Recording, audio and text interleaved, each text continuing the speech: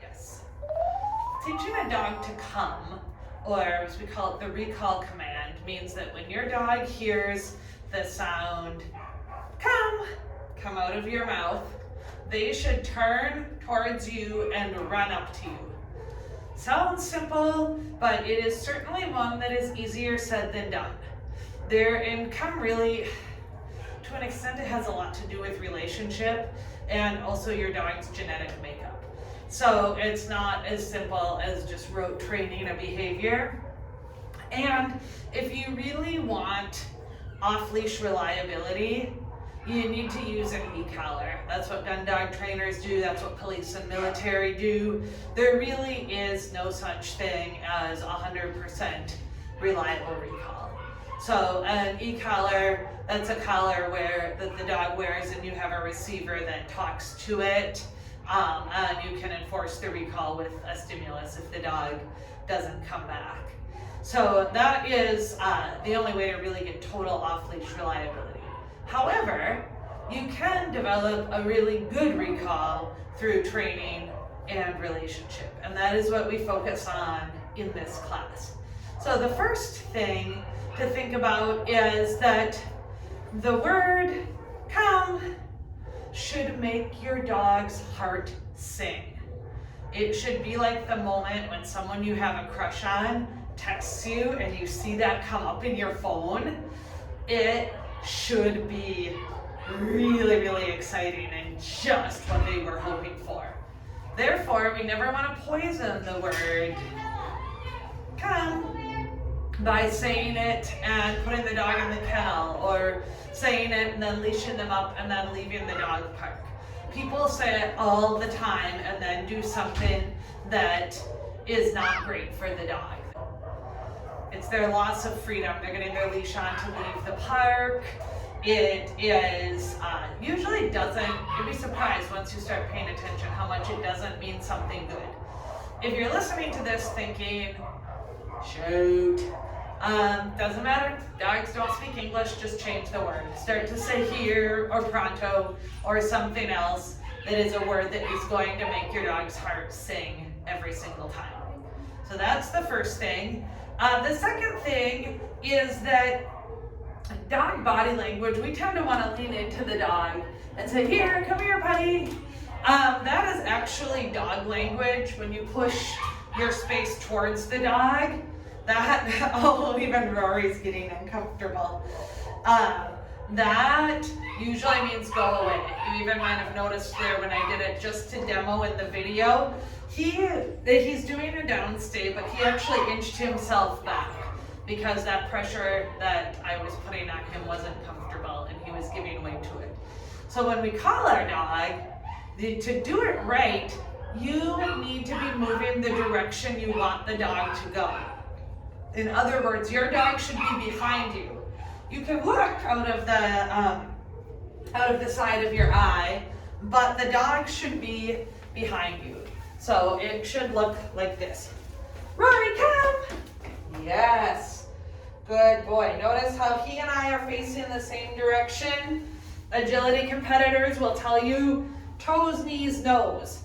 That's what your dog is watching to figure out where to move with you. So you want your toes, knees, and nose go in the direction you want the dog to go. If I'm like this, my toes, knees, and nose are opposite Rory, right? It's pushing him the other way. So training yourself to, Rory, come. Move the direction you want the dog to go. I keep my lure as I teach them to come right down at my side and heel. It just gives them a good place to target to. The last thing is you need to 100% enforce your recalls. Rory, sit. Yes, down. Because every time your dog disregards a recall and runs the other way, they just got rewarded for not recalling. Whatever they went to was more fun. So anytime you say, Rory, come, yes, and he doesn't do it and does something else fun, he just got rewarded for going away. So we need to make sure that never happens if we want a really reliable recall. So what I do when I'm training is, these are called long lines. It's a super long leash that you just attaches to the dog's collar. They can drag it all through the mud and the muck wherever you are.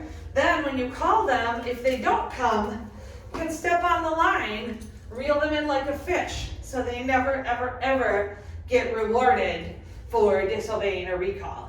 Then you're probably thinking, well, don't they know they're wearing it? Yeah, they definitely, this is a big heavy line, they for sure can tell. So once we've practiced with this a whole bunch of times and they don't even try when they're wearing it, then I go to a lighter line. This one I just made myself out of stuff from Ace Hardware. This is one of these clips and then a nice light nylon line. This is a lot lighter, but you can do the same thing. And when they're not even trying with this, then, since this is just a cheapie that I made, you can just start cutting off about a foot a week. So we fade, it's called fade in the long line, but you can fade it out that way.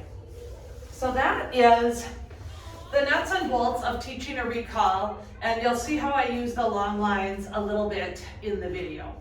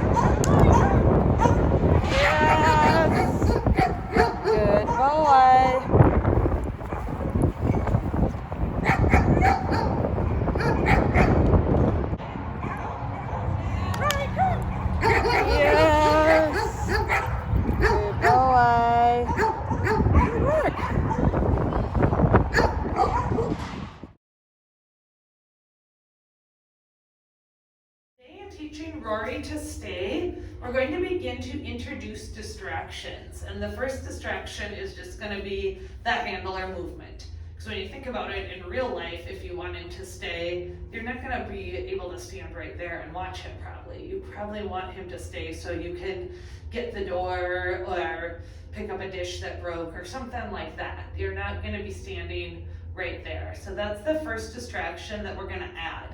One other important note is Rory does something called falling down on the stay, meaning that you put him in a sit stay and he switches to laying down. It's really important that you allow him to do this. Stay just means don't get out of that place. You don't have to stay in the exact position I put you. And because of the reason he does that is because sitting is not overly comfortable with his body shape. Just when they're real long and lean like that, it can be painful at the worst or kind of uncomfortable at the least.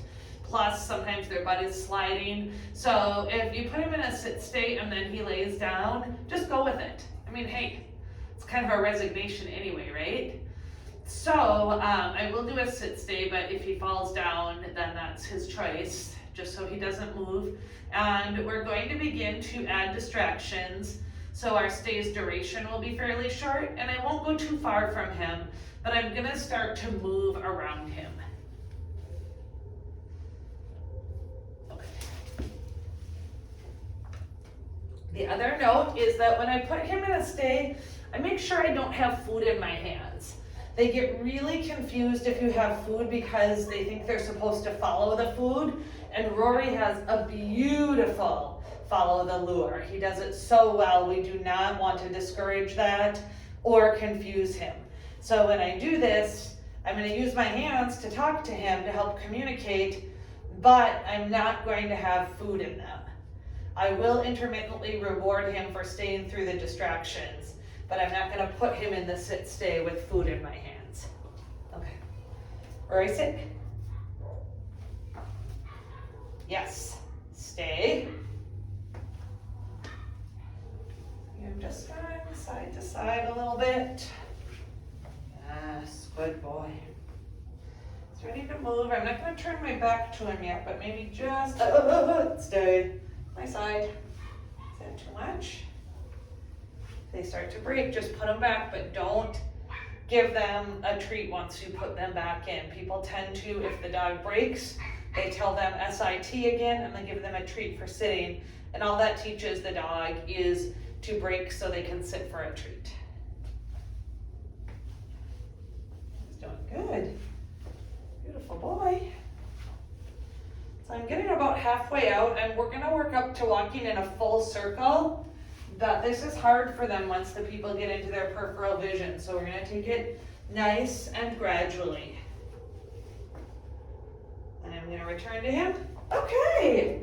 And at that point we'll use food and give him a treat as his reward. And it's rewarding to get up. The release in and of itself is pretty rewarding for them.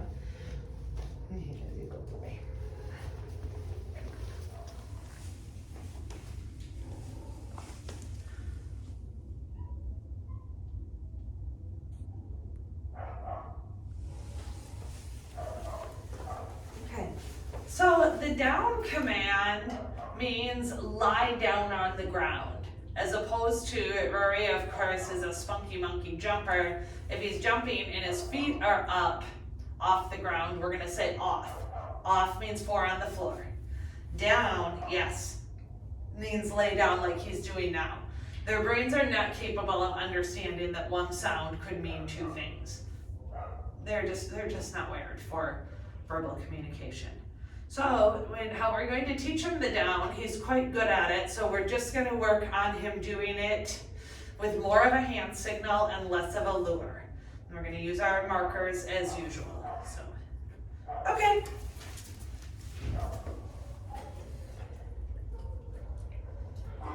Often they do this best from a sit. All right, yes. Sit, yes. Down, yes. Mark yes, right when the elbows hit the ground. Build some duration by making the food last a little bit. And okay, that's always an intentional release. And then we're gonna work on using a less dramatic hand signal. Right now we almost have to lean down to the ground to get him to do it. We wanna get to the point where we can just press our hand like we're pressing a plunger and he'll go down. All right, sit. Yes. Notice he didn't comply right away. I helped him with a hand signal. I said it in his language. Down. Yes. So look at my body was about halfway this time. Each time I'm going to note how far down I had to go and work on being able to do it from just standing upright. You're a beautiful boy. Okay.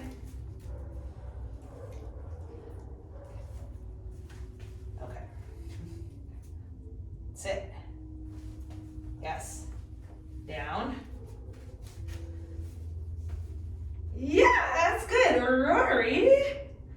So now at this point, I'm only hunched about halfway, so I'm going to use my food reward for any time I'm this far or better. If I have to stoop all the way down, I'll praise him, but the food is only going to be for his very best ones. Called differential reinforcement. Okay. But you can still use the food at this point on this one. Rory, sit. Rory, sit. Yes. Down. Sit. Down. Yes! Good boy. So we're gonna feed that one because I didn't have to bend over hardly at all. Okay. Rory, sit. Yes. Down. Sit. Down. Down. Yeah. Yes. Good. Yes, good boy. That one I pretty much had to almost do it for him, so I will let him lick my fingers and I'll praise him, but we're not gonna do a food reward because that one, as you can see, we know he can do it better than that. Okay.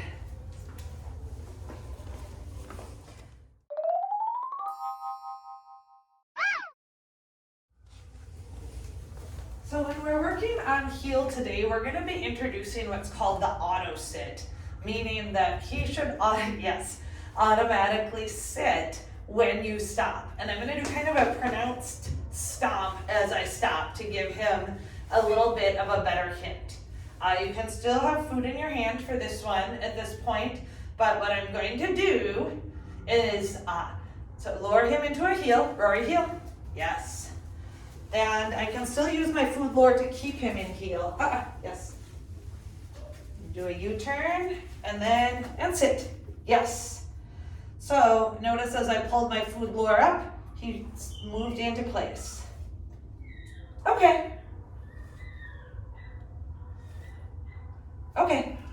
And we're always going to release him from that sit pretty quickly because we want to be sensitive to that. It's not his favorite thing to do. He needs to do it if we ask, but we're not going to make it too hard.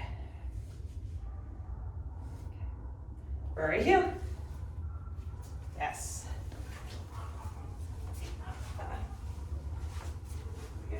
Well. Okay, Rory heel. Yes. Yeah. Heel. And sit. Yes. Okay. So just do the heeling, inside turns, outside turns, very short distances with a sit and a release over and over again.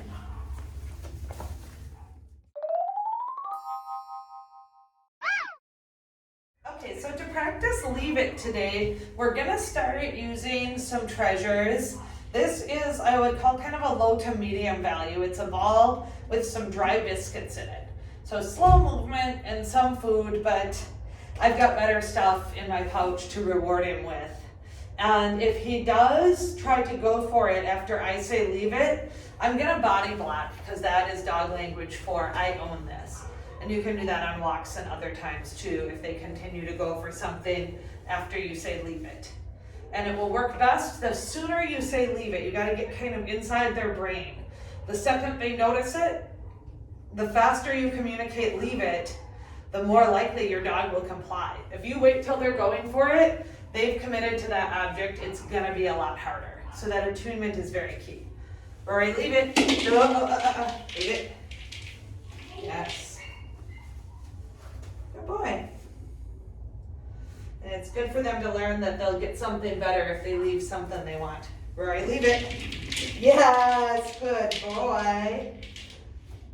Good boy. Rory, leave it. Yes. Good boy.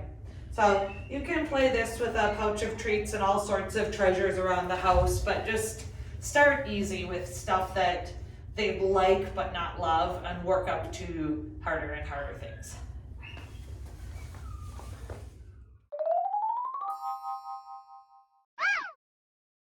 Teaching a dog to come, or we call it the off